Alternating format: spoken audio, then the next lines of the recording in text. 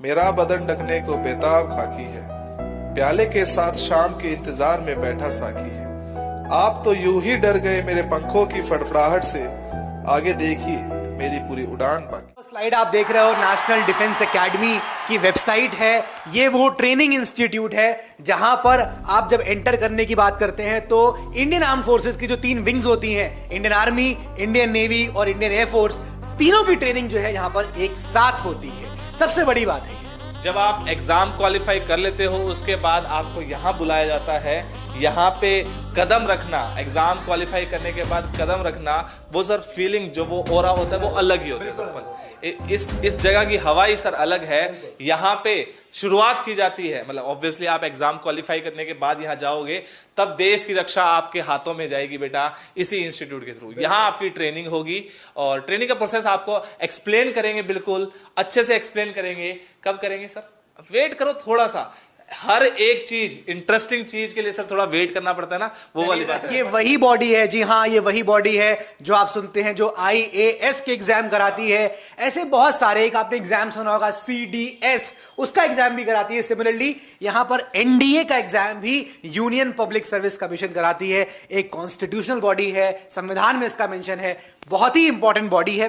तो ये exam sir, ये बॉडी जो है, ये जो लेवल का एग्जाम लेती है, एक अलग लेवल है, अलग डिमांड होगा इस जॉब प्रोफाइल का आपके लिए, तो आपको डिलीवर भी कुछ अलग करना पड़ेगा। And sir importantly class 12th के लेवल पे ये इतना बड़ा एग्जाम होता है। क्लास 12th पे आपको पहली बार यूपीएससी का टेस्ट मिलेगा। बिल्कुल, मतलब सर यूपीएससी IAS का एग्जाम कराते हैं, इतना बड़ा एग्जाम है, देश का सबसे टफेस्ट एग्जाम है। वही बॉडी आपका NDA का एग्जाम भी कंडक्ट करती है बेटा।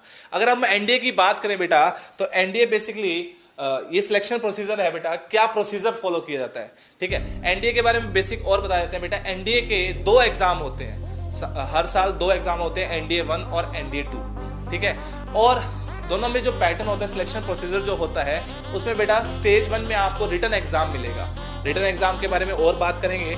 उसके बाद स्टेज 2 जो होती है वो SSB टेस्ट होता है, और स्टेज 3 में मेडिकल टेस्ट होता है बेटा। स्टेज 3 में मेडिकल टेस्ट होता है। हम अगर बात करें रिटन एग्जाम की, रिटन एग्जाम 2 पार्ट में होता है, 2 पेपर में होता है, पेपर 1 एंड पेपर 2। पेपर 1 जो है वो होता है मैथमेटिक्स का। आपको इस पेपर 1 में आपको 120 ऑब्जेक्टिव क्वेश्चंस मिलेंगे, जिसमें आपको ऑप्शंस दे रखे होंगे ABCD, और वो मार्क करने होते हैं आपको कि हाँ सर, OMR शीट मिलती है, उस पर मार्क करना होता है। सही आंसर मार्क, ऑब्वियसली बात है सर, सही आंसर मार्क करना होता है। लेकिन इंपॉर्टेंट पॉइंट क्या आता है बेटा यहाँ पे, कि सिर्फ 120 क्वेश्चन के लिए सिर्फ 150 मिनट्स है, सिर्फ 150 मिनट्स है। बच्चे जनरली क्या होते हैं कि क्वेश्चन देख नहीं पाते। ये बच्चों की ही बातें हैं, जो बच्चों से हम बात करते हैं कि हाँ आपने जब एग्जाम दिए तो आपको कैसा फील हुआ। जो तैयारी कर रहे होते हैं उनसे बात करते हो तो आपको पता लगेगा, वो कहेंगे कि पेपर इतना लेंथी लगा हमें कि टाइम कम पड़ गया। मेन सर जैसा देखने को मिल रहा है, मतलब एक सवाल करने के लिए लगभग 1 से 1.5 मिनट के आसपास है। तो सर कैसे इसको मतलब सॉल्व किया जाए? सर देखिए, एक्चुअली क्या होता है यहाँ पे, स्पीड और एक्यूरेसी का बहुत बड़ा खेल है। ये वर्ड्स मैं बार बार रिपीट करता रहूंगा, थ्रू आउट तैयारी करता रिपीट करता रहूंगा। स्पीड एंड एक्यूरेसी बहुत ज्यादा जरूरी होती है यहाँ पे। देखिए क्वेश्चंस टफ नहीं होते हैं, टफ नहीं होते बेटा। या तो क्वेश्चन आता है या नहीं आता है। टाइम, जो टाइम होता है वो मिनिमम लेना है आपको क्वेश्चन सॉल्व करने के लिए। तो आपको ट्रिक्स आनी चाहिए, ऑब्वियस ही बात है। आपको क्वेश्चन क्या है उसके ऊपर वो तो पता ही होना चाहिए, कहां से क्वेश्चन आ रहा है वो तो पता ही होना चाहिए, उसका कंसेप्ट क्या है वो पता होना चाहिए। लेकिन उसमें टाइम जो देना है ना बेटा, वो बहुत कम दे के उस क्वेश्चन को सॉल्व करना है। स्पीड और एक्यूरेसी मेन खेल है सर यहाँ पे। जिसने स्पीड और एक्यूरेसी में महारत हासिल है वो इस एग्जाम को क्रैक कर जाएगा। टोटल आपको 120 क्वेश्चन, 150 मिनट्स, 300 मार्क्स मैथमेटिक्स का पोर्शन आपका कवर करता है बेटा। अगर सिलेबस की बात करें तो 11-12 का पूरा सिलेबस टिल 11-12 है ना। कॉलेज मैथमेटिक्स यहाँ से नहीं आती है। और अगर हम बात करें सर मैथमेटिक्स का सिलेबस की बात करें, ये मेनली ये पोर्शन जो है वो डिवाइड है। अगर आप देखोगे इन शॉर्ट अगर हम बोले 11-12 पूरा पूछा जाता है बच्चे। सर लेवल जो रहता है थोड़ा सा, जेईई मेंस के एग्जाम देखें या और भी एग्जाम देखें, उनके मुकाबले कम रहता है। लेकिन क्वेश्चंस अच्छे पूछते हैं, तो आपको पूरी नॉलेज होनी चाहिए, प्रैक्टिस अच्छे से की होनी चाहिए, क्योंकि ये तो आपको भी पता है कि एक क्वेश्चन पढ़ने में ही 15 से 20 सेकंड निकल जाते हैं। और कई बार सर कुछ क्वेश्चंस जानबूझ के ऐसे डाले जाते हैं जिसमें कि आपको टाइम इन्वेस्ट करें, तो आपको ये पता होना चाहिए कि कौन सा क्वेश्चन कौन सा है, छोड़ना कौन सा, हाँ छोड़ना कौन सा है। और मतलब बहुत इंपॉर्टेंट इंपॉर्टेंट होता है बेटा। एक्चुअली लोग क्या समझते हैं, बच्चे क्या समझते हैं कि हाँ हम तो सारे क्वेश्चन करके आएंगे, नहीं सारे नहीं करने हैं, कट ऑफ कम जाएगी। कट ऑफ कम क्यों जाती है बेटा? क्योंकि लोग जो है पेपर देख ही नहीं पाते, बच्चे जो है पेपर अटेम्प्ट ही नहीं कर पाते, पूरे क्वेश्चन देख ही नहीं पाते, तो उनको ये नहीं पता होता कि कौन सा क्वेश्चन छोड़ना है। ये मेजर पोर्शन है सर, मेजर पोर्शन सारे टॉपिक्स हैं इसमें, चाहे आप कैलकुलस की बात करो, चाहे अलजेब्रा की बात करो, चाहे आप 3D की बात करो, किसी की कोई भी टॉपिक जो 11th-12th में आएगा वो सारे कवर किए जाएंगे यहाँ पे। और उनकी तैयारी हमारी जिम्मेदारी होगी, तैयारी हम कराएंगे, गाइडेंस मैं दूंगा बेटा मैथमेटिक्स के लिए।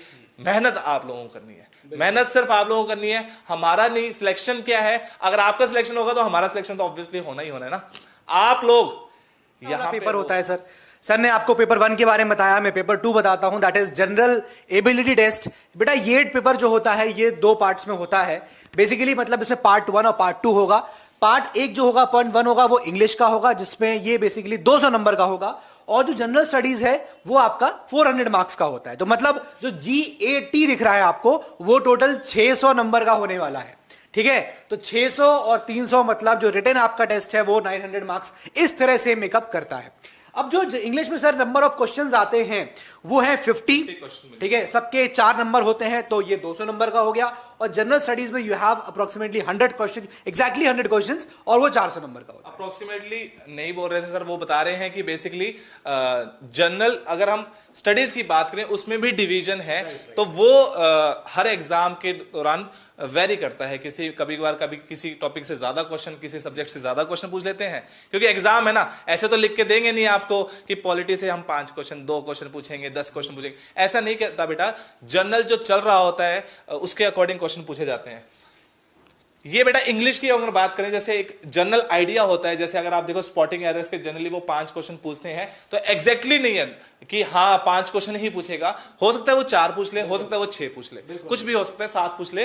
वो डिपेंड करता है उस साल कैसे पैटर्न फॉलो किए जा रहे हैं, या उस साल इंग्लिश में मतलब जैसे सिलेक्टिंग वर्ड्स हैं, तो जरूरी नहीं है 10 क्वेश्चन पूछेगा आपसे, वो कितने भी क्वेश्चन पूछ सकते हैं, इंक्रीज कर सकते हैं। जनरली देखे जाए तो ये होता है, तैयारी करनी पड़ेगी, क्योंकि ये यूपीएससी है, you can not predict the commission कि आप क्या पूछेगा। बिल्कुल। अगर एक ट्रेंड फॉलो हो रहा होगा ना, कि अगर आपको दिख रहा है कि सिलेक्टिंग वर्ड से 10 सवाल आ रहे हैं, आपको लगेगा वो भी इस साल भी रिपीट करेगा, हो सकता है उस साल वो 0 कर दे उसको। तो दिस इज लाइक कि आपको हर चीज कवर करनी है, and this is what this make this exam very difficult. बस ऐसा नहीं है कि लेवल बहुत हाई है, सिलेबस का जो पोर्शन है वो इतना ज्यादा है, वास्टनेस। हाँ, तो आप देखिए इसका कट ऑफ भी कम होता है, वो रिफ्लेक्ट कर रहा है कि टॉपर भी जो होता है, टॉप भी रैंक 1 जो आ रही होती है ना, वो भी इतने मार्क्स नहीं होते हैं उसके भी। तो ये कहीं आपको ध्यान रखना है कि you have to cover everything. GS की बात करें तो बेटा ये हैं वो सब्जेक्ट्स जो आपको यहां पर पूछे जाते हैं। हिस्ट्री हो गया, ज्योग्राफी हो गया, इकोनॉमिक्स हो गया, पॉलिटी हो गया, करंट अफेयर्स है, फिजिक्स, केमिस्ट्री, जनरल साइंस, ये सब चीजें यहां पूछी जाती हैं। तो आपको मेनली क्या करना है यार, सिंपली आपको क्लास 6 से एनसीईआरटी उठानी है और 12 तक पढ़ा लो। 10 तक तो आपने पढ़ी होगी, 11th और 12th की एक्स्ट्रा पढ़नी है। 11th 12th में क्या होता है, जो आपने 6 से 10th कम में पढ़ा होता है, गाइड हम कर देंगे सर, बस गाइड हम करेंगे, डिटेल कैसे पढ़ना है, क्या इंपॉर्टेंट है, क्या इंपॉर्टेंट नहीं है, कैसे क्वेश्चन अटेम्प्ट करना है, वो सारी जिम्मेदारी हमारी, मेहनत आप लोग।